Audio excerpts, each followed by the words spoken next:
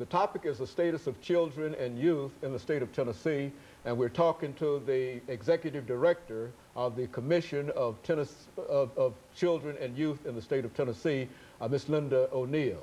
Of course, Ms. O'Neill, as we promised during the first segment, what we'd like to do now is to give you an opportunity to simply inform our audience of the status of children in the state of Tennessee. I think we see on many occasions various reports dealing with where we rank and et cetera. And so what we'd like to do during the second segment, and perhaps to complete during the third segment, is to talk about the status of children and how bad we are or how good we are in that kind of information.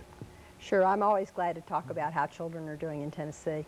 In June of this year, the Annie Casey Foundation released the 2004 Kids Count report. And in that report, they rank all of the states of the District of Columbia, and we ranked 43rd. And what that means is that 42 states are having better outcomes for children than we are in Tennessee. We were also 43rd in 2003, so we're about the same. They're really looking at outcome indicators like low birth weight babies and infant mortality, whether or not children are, the child death rate, the teen death rate, some of those kinds of things. And in the report, we have some good news and some bad news. We're obviously concerned about low birth weight babies and about babies who die in their first year of life. We've made some, we know there's some things we can do to make progress in that. One of the things that's really associated with both of those issues is pregnant women who are smoking. We really need to work on reducing the smoking among all teens and all children and all people, but especially pregnant women, because it's one of the things associated with low birth weight babies. 1 in 4 of the babies who were born at low birth weight in Tennessee were born to mothers who smoked while they were pregnant. And so that's a very, very important statement, and it's certainly important for young people who are in a childbirth situation to think in terms of the impact, not only that it will have, that smoking has upon them, but it has upon an unborn child. What are some of the impacts that this has upon an unborn child? Well, the smoking is particularly affects low birth weight babies, which is one of the leading causes of infant mortality. And the smoking is something that we really need to provide assistance to pregnant women so they can stop smoking, and the Department of Health is really interested in that. One of the other indicators, though, in the report that's important is that we've had improvements in the teen birth rate in Tennessee as we've worked together across communities in Tennessee to try to avoid teen pregnancy. We've really had some successes. The teen birth rate in Tennessee now is really at the lowest level it's been in a long time. Still higher than we would like it to be, but we need to really work on reducing that. There's some other things in the report that really show that good public policy makes a difference in positive outcomes for children. We've made substantial improvement in Tennessee in both the child death rate and the teen death rate. And there's some of the reasons that we have made that progress include things like strong seatbelt laws, child restraint devices, bicycle helmet and skateboarding helmet requirements, because the leading cause of death for both children and teens is what they call unintentional injuries, what we all call accidents, and certainly for teenagers, automobile accidents or vehicle accidents are the leading cause of death.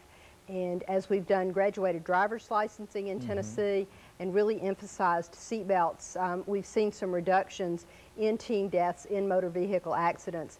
In fact, in Tennessee, over the past year, there have been several really highly publicized incidences where a number of teens died at the same time in a car, and almost invariably when there was a survivor in that car, it would be the only one who had a seatbelt on. So we can't stress enough the importance of wearing seatbelts and of using child restraint devices.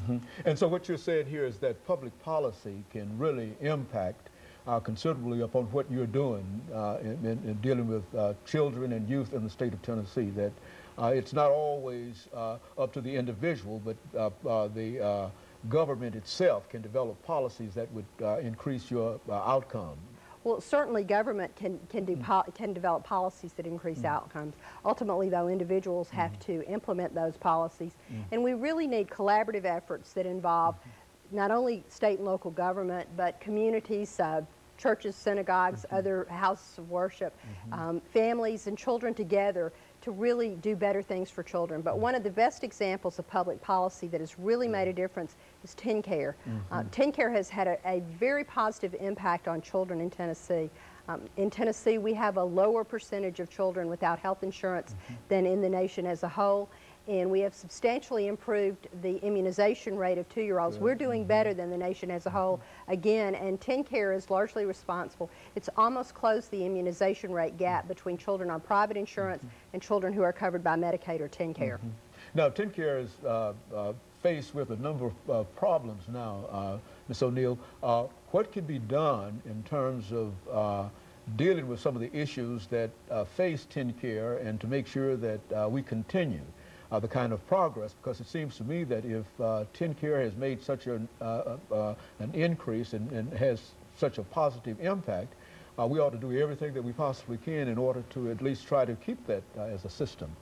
I think we all recognize that TennCare needs to be reformed, but we need to be sure those reforms are carried out in a very thoughtful and deliberative and open process that ensures the changes we make produce not only cost savings, but positive changes for health.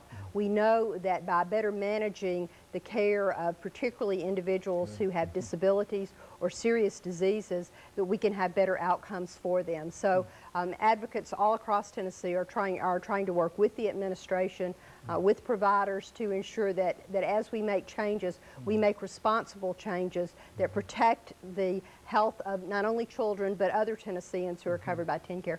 1 out of every 4 people in Tennessee is covered by TennCare, and almost 1 out of 2, it's about 45% of the children in Tennessee are actually covered by TennCare, and almost half of all TennCare recipients are children. And so without TennCare, we would really be in a real serious situation. Without TennCare, we would really have more adverse health outcomes. TennCare has also made a lot of difference in improving prenatal care for pregnant women, and prenatal care is one of those things that can help with low birth weight babies and also reducing infant mortality. Very good. You know, Ms. O'Neill, when we come back, what I'd like to do is to sort of deal with education. I think that one of the most important elements dealing with education has to do with childhood education, and so quite a bit of information is available in reference to that.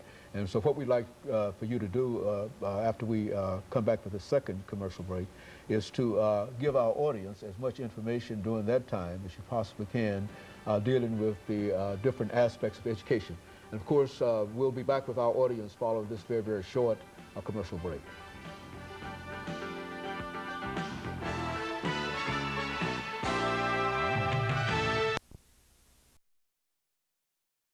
Is the status of children